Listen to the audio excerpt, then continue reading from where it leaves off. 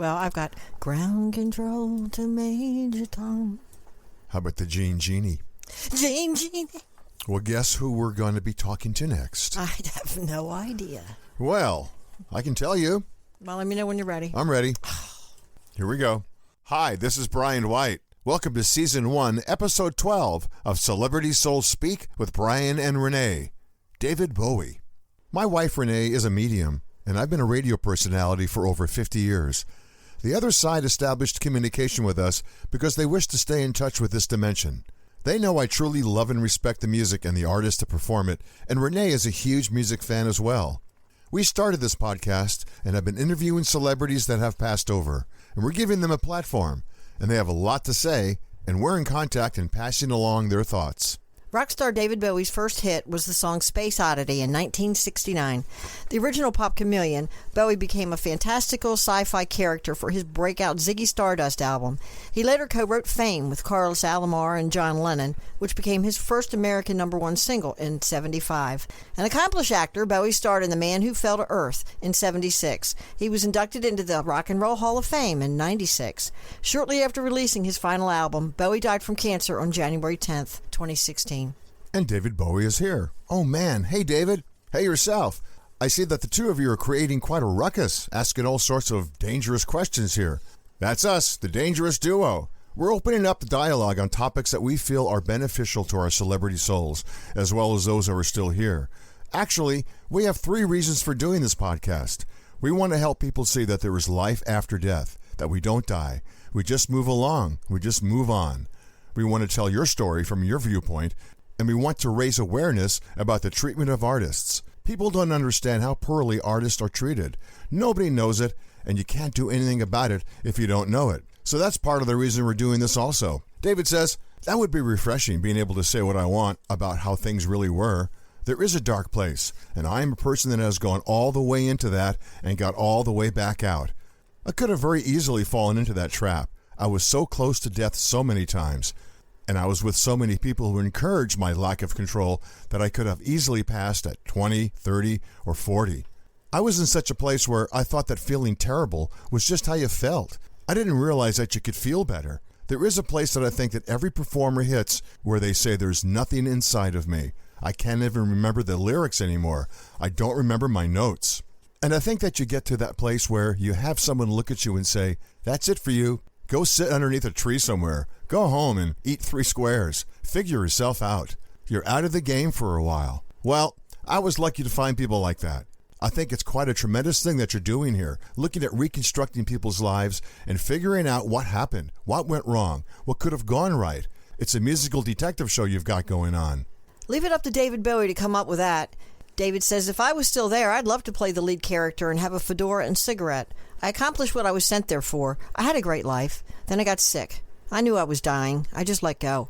I wish I would have helped more people become what they wanted to. That's what it's all about, you know, helping each other. What can you do from there? Where are you? David says, a lot, but there has to be intent on the other side, strong intent. If we are called upon, we will help. Humans don't believe this is true, but it is true. Sit in silence, call us, we will come. Doesn't matter who you are, we will try to visit all that are sincere in their intent. Well, we loved watching you through your life, changes from when you began and then you went into Ziggy Stardust and other incarnations that you did. You were so wonderfully creative, and we enjoyed watching and wondering, what's he going to do next? Even when you came to the end, David, it was like you shared that experience with us, too. I just wanted to thank you for sharing your gift. David says he wants to come back someday. He says, I imagine I'm going to try it again. I'm watching my daughter just now bloom and take her place in the sun. I figured that I might be needed to watch over her in this capacity first. I think it's any father's desire to be in a position to guide. And also, I'm just not sure what I'd like to come back as. So many options. Maybe I'll come back as a water buffalo. We would love to see you come back to music, if that's what you really desire. We'd love to hear it. David says, I always thought of myself as a performer. You were talking to Robin earlier about performers and musicians, and I wonder if I was more the musician and more the performer, because I inhabited so many different roles, and I think I enjoyed all of them. And I think that maybe that is a point of difference for me, where everybody else thought, this is it. I'm a one-act pony. Have to get up and sing for my supper.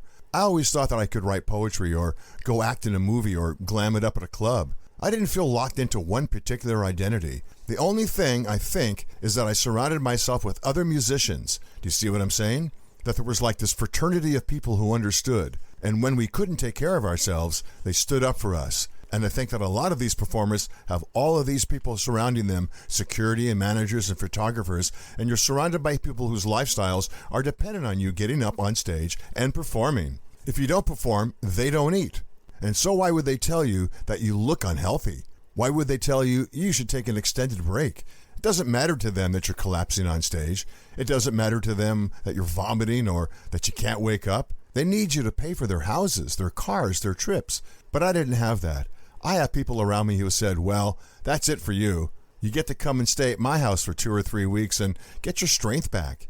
And off I would go to whoever's house, and we would stay and we would eat all day and sleep all night until I felt better. I think maybe what you're looking for is an entourage. You go from being a performer to being the employer. David says, right. The musician becomes a corporation of business and the sole employee who's generating money, and everyone else is just standing there with their hands out for the payout. Seems a bit jaded, I think, because they're doing things. They're booking shows, they're talking to the media, but they're not performing, and they're not expected to spit out a performance that's world-class on demand. Bring back the smoky little clubs. Bring back the little gigs where there's 40 or 50 people sitting there listening to you, and there's no dancing, and there's no background singers. It's just you, a piano, a guitar, some smoke, and maybe a glass of bourbon next to you. That's the way it should be. You get the best of the musician, you get the best of the performance, and afterward, everybody can go home and go to sleep and feel good about it.